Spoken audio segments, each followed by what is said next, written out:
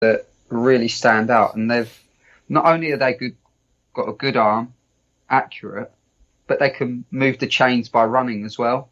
Yeah. You know, Derek Carr's not going to do that, so you have to find a way to adapt the players around him and him around the players.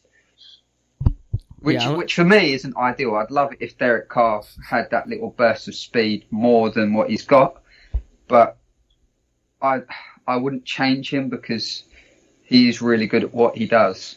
Yeah, just give him some protection. I really feel he's underappreciated by some Raider fans. I think that, you know, he puts it all out on the field when he's there. Yeah, it's just it's funny because when you criticize Carr, a lot of people get mad. So it's just funny to see it. I think they do it just to piss off other fans who get overly sensitive about Carr. That's funny. Yeah.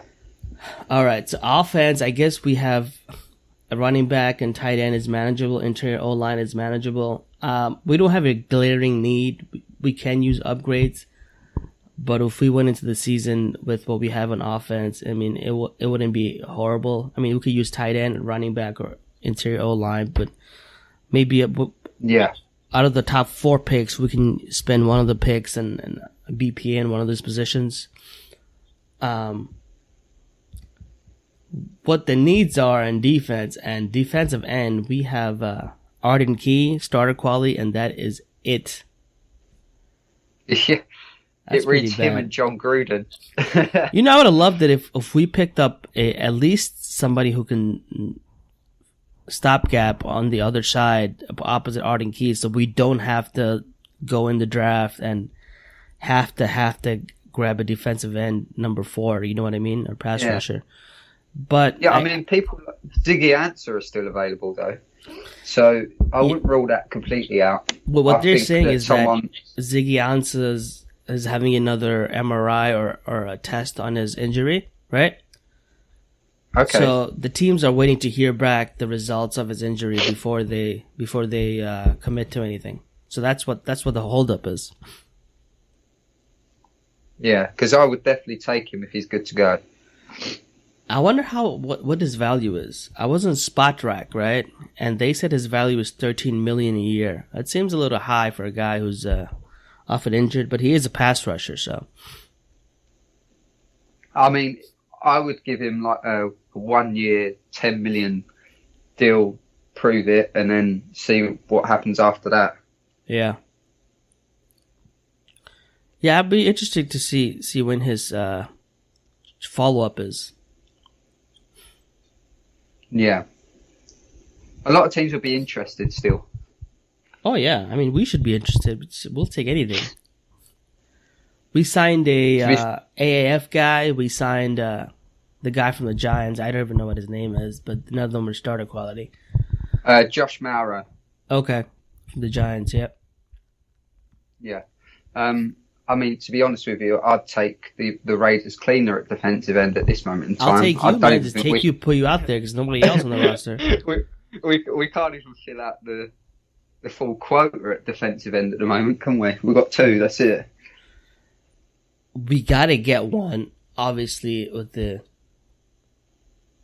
if Quinn Williams falls, that would be perfect. I don't know if I would take any we'll get into like the individual players, but I really like Cleveland Farrell. He's not a guy who's going to be an all-pro, but he has the highest floor out of all of them, and he's already very developed and can come in and start for you. Brian Burns has a really high upside, but we don't, high upside guys don't always pan out. We'll get to the position thing, but with number 4, I mean, who would you be happy with at least if we don't trade back? Give me your top 4. So I would go with, if Quinn Williams is there, it's a no-brainer because for me he's the best defensive player in this year's draft. Josh Allen. Yeah. Or Ed Oliver. And Nick Bosa, obviously, right? Yeah, of course, but like that one goes without saying. But there's no way he's fallen to us, in my opinion. There's no way he is falling to us. He's definitely not getting past the 49ers. So there you go. We can't go wrong, right? There's 4 players that we really like: Nick Bosa, Quinn Williams, Josh Allen, and I don't like Josh Allen as much as everybody else, but I wouldn't complain. And Ed Oliver, No, if you watch the game, he feels a need though. Oh yeah, Josh Allen feels that need that, you know, he's got potential to be a really amazing player. If just watch his tape, man, it's like explosive. He just has a lower floor than the 3 other guys. You know what I mean? Yeah, but like consistently right now, if you was to plug him in, I think he'd perform better than some of the ones who have got a higher ceiling. So it's whether the Raiders want to bring someone in and hit the ground running, or they're quite happy to wait around for the other guys to develop, you know? Right. Ed Oliver, if you watch the game, Houston versus, what is it? Memphis, I believe it's Memphis, that Ed Oliver played defensive end. Strong side defensive end. He can play anywhere, that guy. He was pretty good. You can start him at defensive end and move him in, right? Oh, he's the perfect Gruden player. He can move along everywhere. You could plug him in anywhere and he'll just play for you. Yeah, he could start first down, second down, defensive end, move him, and third down into 3 technique next to Maurice Hurts, and let those 2 guys go at it. That would be ideal. Yeah. So I wouldn't complain at all if we got Ed Oliver at 4. No, his athleticism is like Aaron Donald. Yeah. Only problem I see with him is he tries to overpower instead of technique. You know, Aaron Donald's just do a swim move and technique his way to the backfield. Aaron Donald just try to bulldoze everybody. I'm sure the coaches, when he comes in, they'll teach him a few pass rush moves, you know. So I'm not worried about it. He has the tools to be. Could you imagine that though?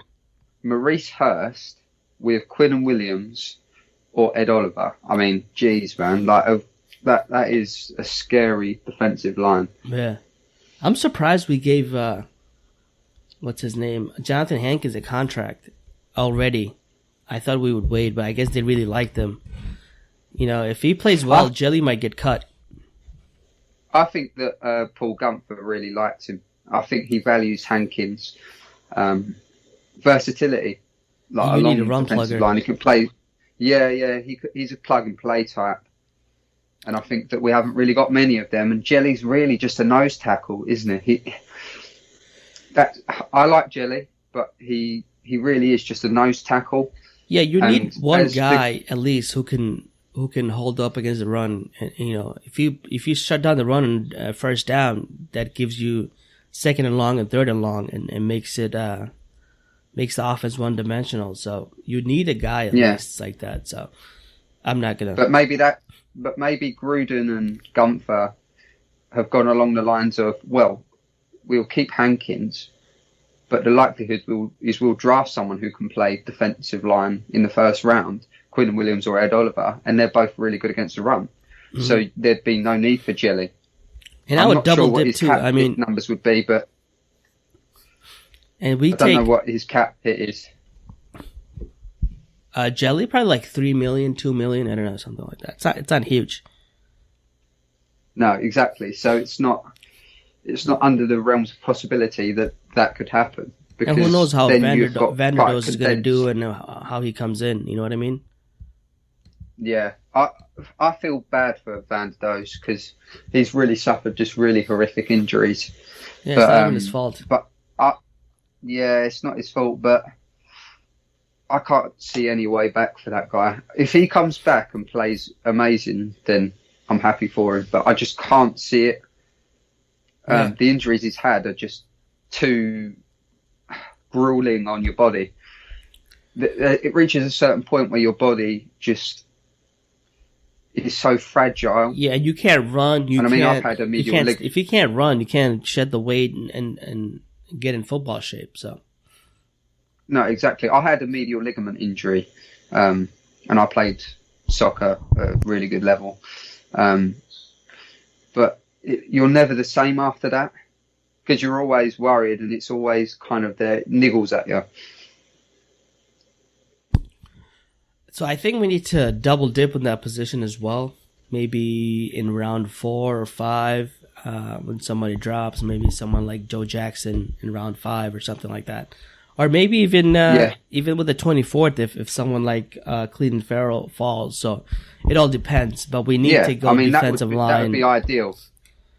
Yeah, imagine getting Quentin Williams at 4 and Cleveland Farrell at 24. That would be pretty good.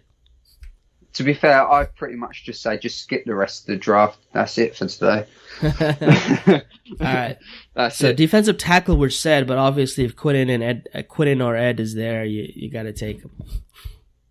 Yeah, and I mean, I'd probably, if at the podium we say Quentin Williams and Cleveland Farrell, or Ed Oliver and Cleveland Farrell, I might as well just turn the TV off because I'm happy. We've addressed the biggest need on our defence. I'm quite happy to go to sleep because it's going to be really early when the draft's on, by the way, in the UK. Yeah.